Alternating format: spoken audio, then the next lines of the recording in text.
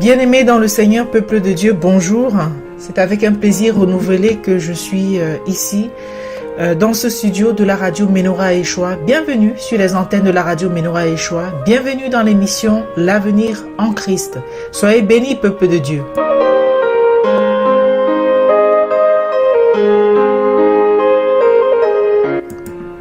Le thème que nous allons aborder aujourd'hui, c'est les familles, les chrétiens rétrogrades.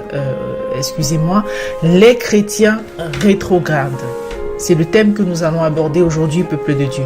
Nous rappelons que l'émission est diffusée donc du lundi au vendredi de 16h à 16h30 pour la partie francophone et de 16h30 à 17h pour nos auditeurs qui s'expriment en langue anglaise.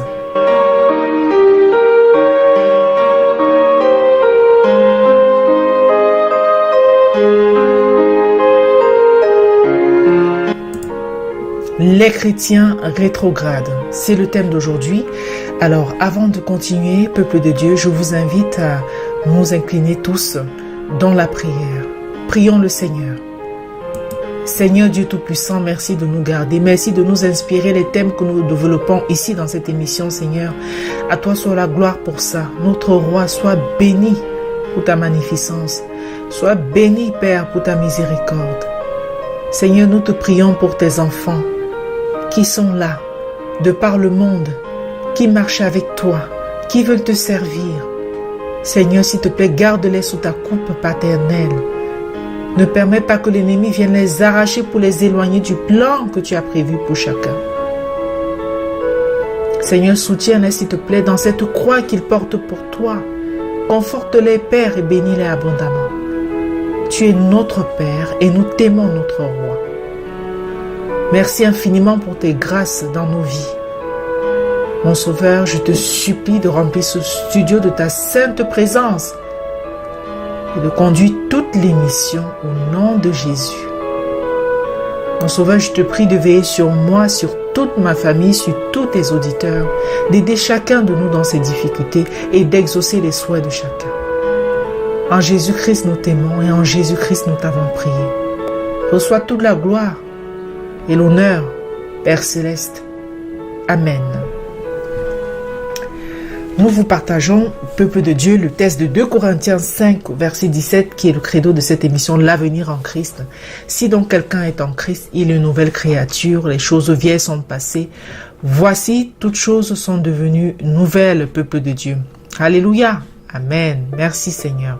Donc, bien-aimés dans le Seigneur, aujourd'hui nous allons vous parler donc de ce qu'on appelle couramment dans le langage chrétien des chrétiens rétrogrades. C'est un thème qui est assez utilisé donc pour désigner en fait des personnes qui ont cru en Dieu à un moment donné, qui ont marché avec le Seigneur, qui l'ont servi pour certains et qui un jour se retrouvent à l'abandonner, à tourner le dos au Seigneur.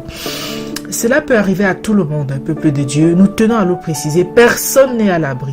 Personne n'est à l'abri de ce genre de choses.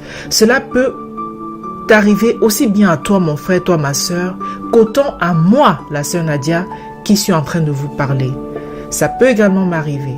Alors, ce que nous devons faire, c'est de prier seulement le Seigneur qui nous aide à marcher avec lui jusqu'à la fin. La nuance, le terme jusqu'à la fin est très important et nous allons d'ailleurs le voir non seulement à travers le témoignage que nous allons vous partager, mais également à travers les textes bibliques que nous allons vous partager.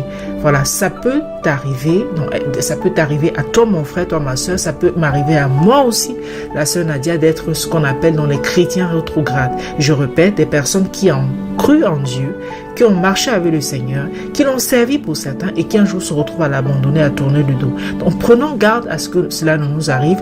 Nous ne pouvons pas, par notre propre force, y arriver, mais en demandant au Seigneur, il va nous aider. Amen. Alléluia. Merci Seigneur. Aide-nous. Aide-nous Seigneur vraiment justement à ne pas être des chrétiens rétrogrades. Nous partageons dans le témoignage d'une sœur tiré donc du site ecclesia.pro. Nous lisons directement le témoignage de cette sœur. Voici ce qu'elle nous dit. Voici ce qu'elle dit, la sœur. J'avais abandonné le Seigneur. Volontairement, je m'étais éloignée de lui. Je riais de sa parole, j'exécrais tout ce qui pouvait se rapprocher de Dieu. J'ai 25 ans, je me suis converti à l'âge de 16 ans. Mon cœur était alors sincère, j'avais réellement rencontré Dieu. J'avais décidé de faire de lui le maître de ma vie. Je passais des heures entières dans la prière, je m'étais détourné de toutes mes amies dont les mœurs pouvaient avoir une mauvaise influence sur ma vie. C'était beau, j'étais heureuse dans cette vie. Tout allait bien jusqu'au jour où je suis tombée amoureuse d'un frère dans l'église.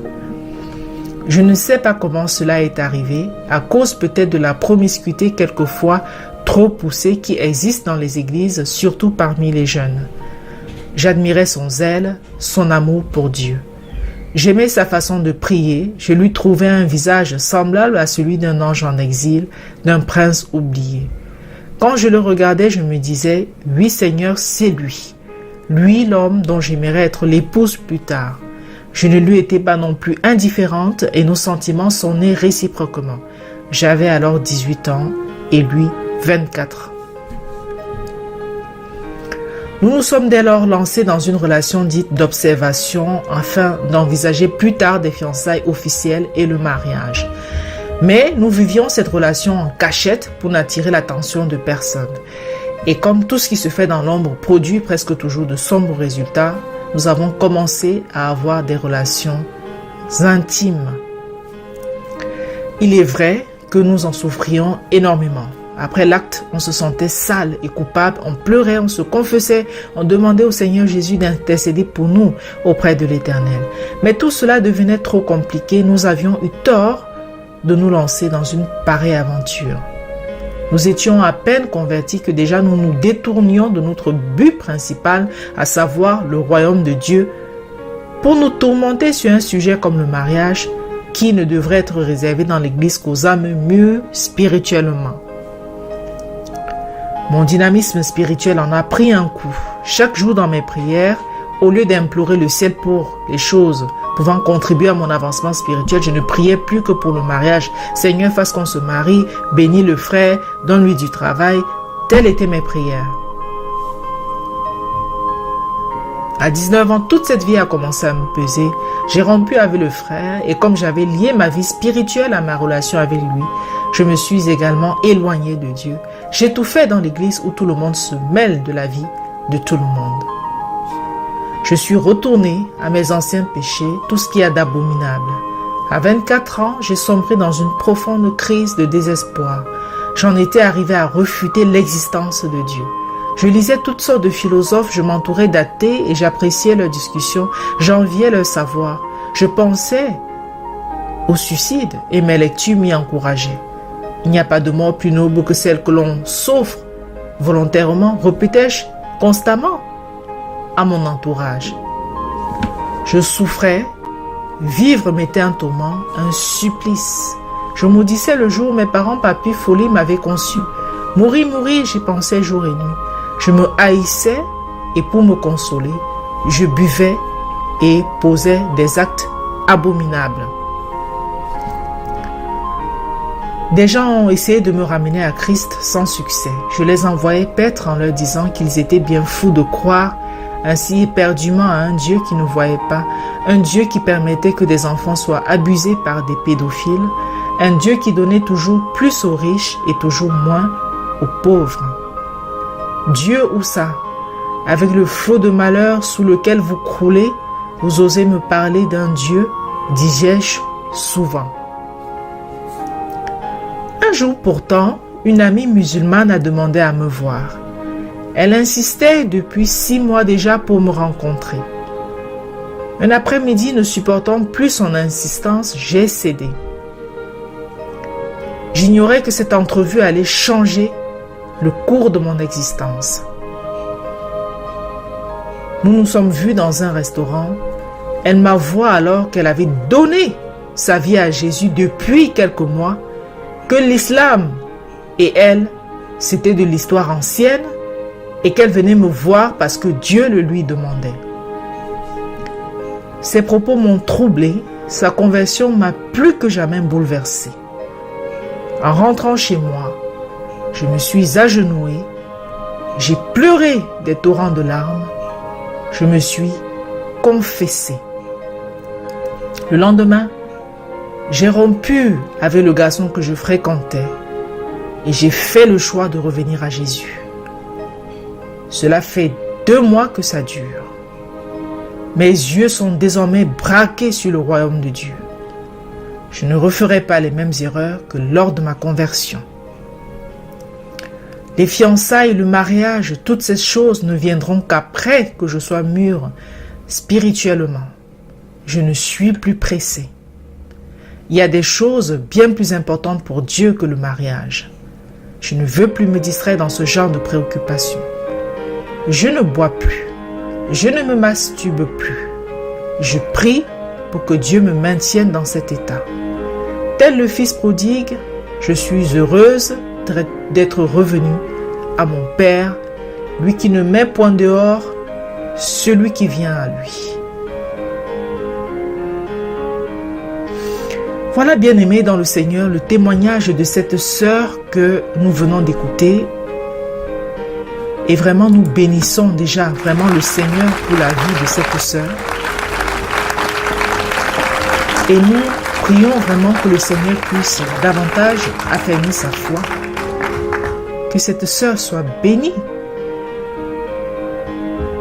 Examinons, bien-aimés dans le Seigneur, des passages bibliques pour nous enseigner sur cette question.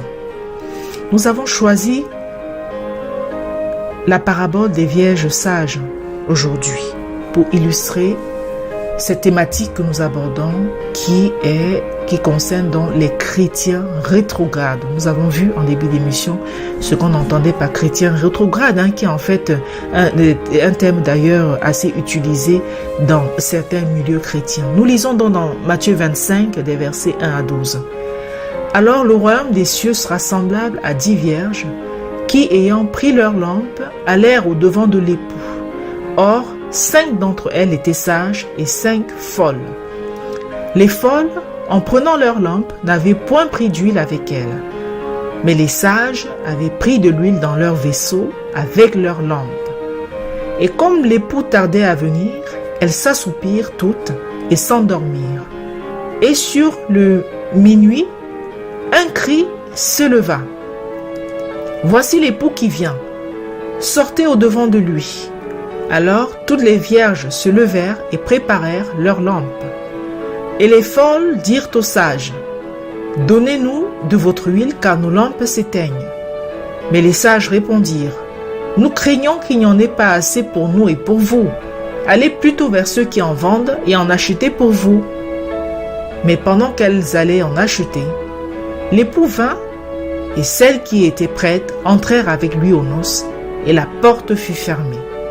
Après cela, les autres vierges vinrent aussi et dirent, « Seigneur, Seigneur, ouvre-nous. » Mais il leur répondit, « Je vous dis en vérité que je ne vous connais point. Veillez donc, car vous ne savez ni le jour, ni l'heure où le Fils de l'homme viendra. » Alléluia. Nous répétons, bien-aimés, « Veillez donc, car vous ne savez ni le jour, ni l'heure où le Fils de l'homme viendra. » Amen, amen. Merci Seigneur. Donc ça, c'était le passage que nous avons choisi aujourd'hui pour illustrer ce thème donc, de chrétiens rétrogrades, de peuple de Dieu. Nous venons donc de lire dans la version Osterwald. Nous allons marquer une courte pause, le temps pour nous d'écouter une louange au Seigneur. Nous revenons dans quelques instants où nous allons vous partager d'autres instructions et également développer autour de ce thème donc des chrétiens rétrogrades. Restez à l'écoute, nous revenons dans quelques instants, le temps pour nous d'écouter ensemble une louange à notre Seigneur. Et mes péchés oubliés, Jésus, je viens à toi, tel que je suis, je viens à toi. Jésus, je viens à toi, tel que je suis, prends-moi.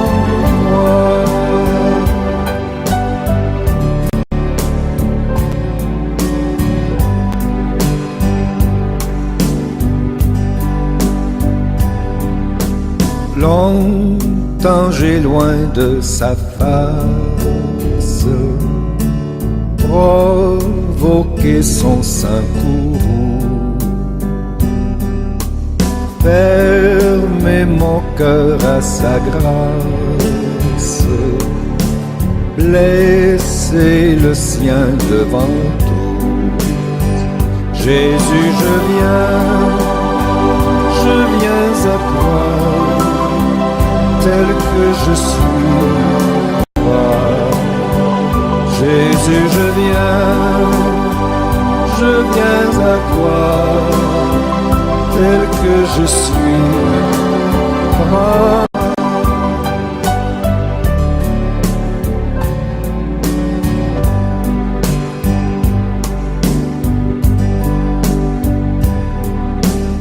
Oh Jésus, à toi je veux être libéré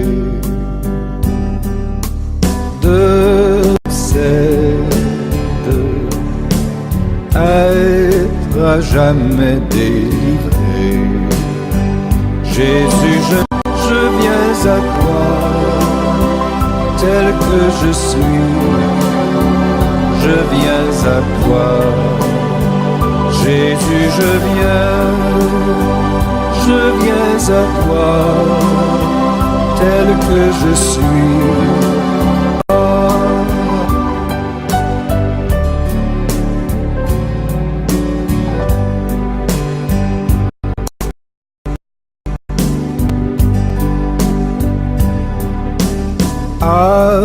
Alléluia, plus de doute, mon fardeau m'est enlevé.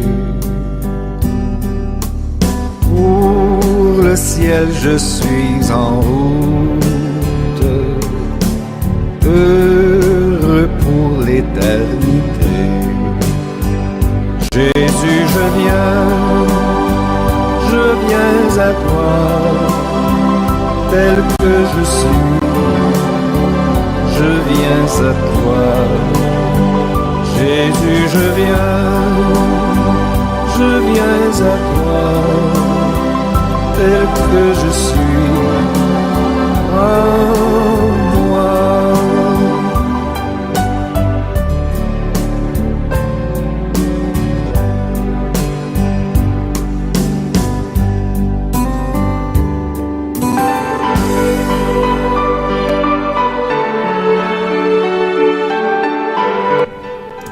Amen, amen. Soyez bénis, peuple de Dieu. Vraiment, bienvenue encore dans cette émission, donc l'avenir en Christ. Bienvenue sur la radio Menorah Yeshua pour ceux qui prennent l'émission en cours. Le thème que nous abordons aujourd'hui, c'est les chrétiens rétrogrades. Nous en avons donné une définition. Nous avons partagé un témoignage et nous étions donc au stade où nous étions en train de lire dans des versets bibliques. Pour ceux qui n'ont pas eu le loisir d'écouter en début d'émission, vous avez toujours la possibilité d'écouter dès ce soir, donc dès ce mercredi 27 mars 2019, puisque nous sommes aujourd'hui le 27 mars 2019, d'écouter à partir de 21h45 sur la radio Menorah Yeshua la rediffusion de l'émission. Donc nous poursuivons, peuple de Dieu, avec Matthieu 24 au verset 13. Nous allons le retrouver, le texte. Mais celui qui aura persévéré jusqu'à la fin sera sauvé. Alléluia. Alléluia. Amen, amen. Celui qui aura persévéré jusqu'à la fin sera sauvé. C'est ça le but. C'est ça véritablement, bien-aimé dans le Seigneur. C'est ça. En fait, ça, c'est l'une des recommandations, vraiment, l'une des meilleures recommandations de la Bible. La Bible est pleine de richesses, mais ça, c'est véritablement l'une, vraiment, des réclamations les plus formidables que Jésus-Christ ait pu donner à son peuple. Le plus important peuple de Dieu est de persévérer jusqu'à la fin. Jusqu'à la fin, alléluia.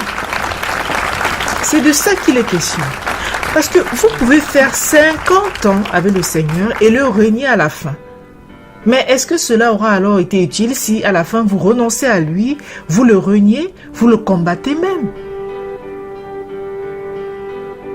La parole de Dieu nous invite à la persévérance dans la prière, dans notre foi.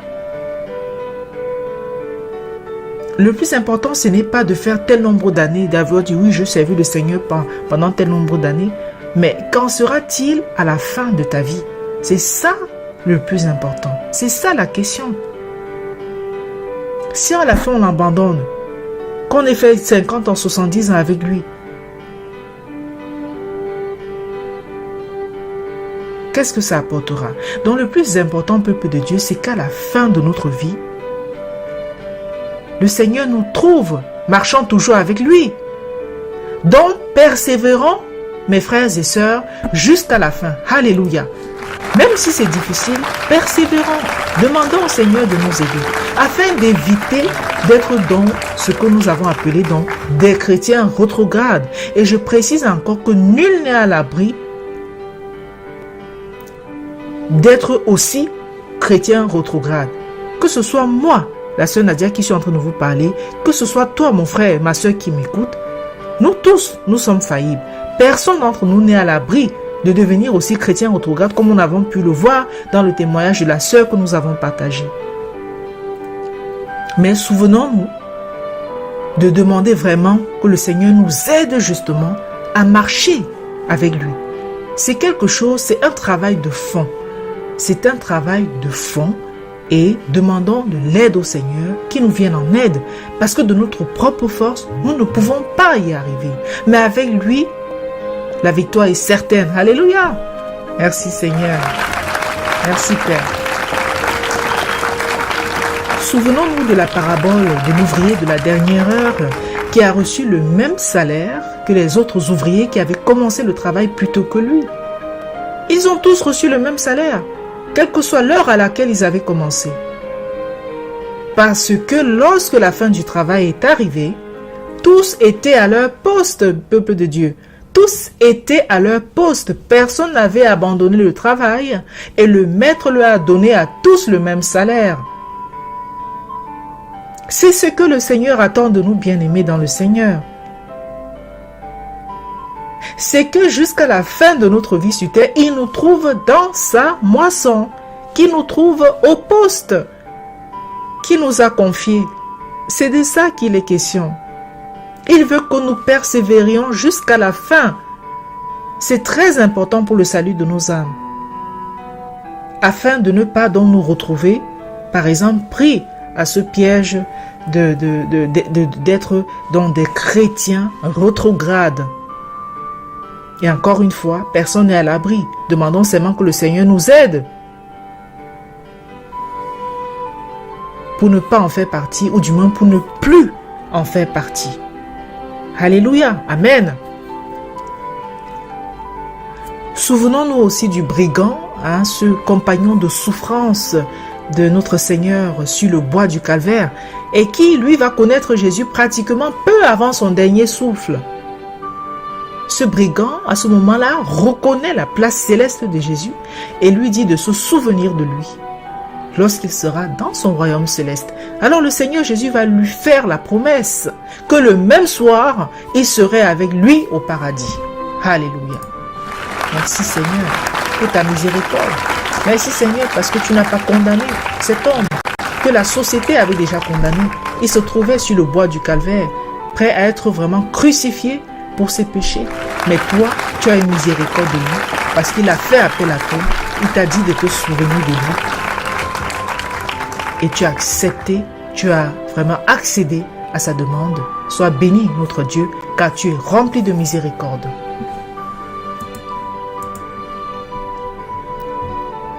C'est de ça qu'il s'agit, bien-aimé. Comme on ne sait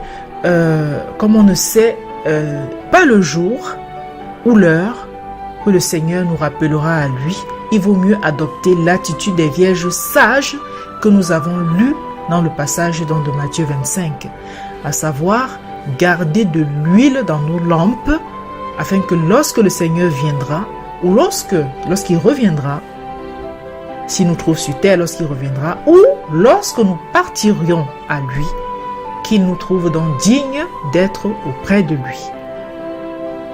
Donc, gardons de l'huile dans nos lampes. Garder de l'huile dans nos lampes, qu'est-ce que ça veut dire? C'est de développer l'intimité que nous avons avec le Seigneur. C'est de développer la relation que nous avons avec lui. C'est d'obéir à ses préceptes. C'est d'obéir à ses commandements.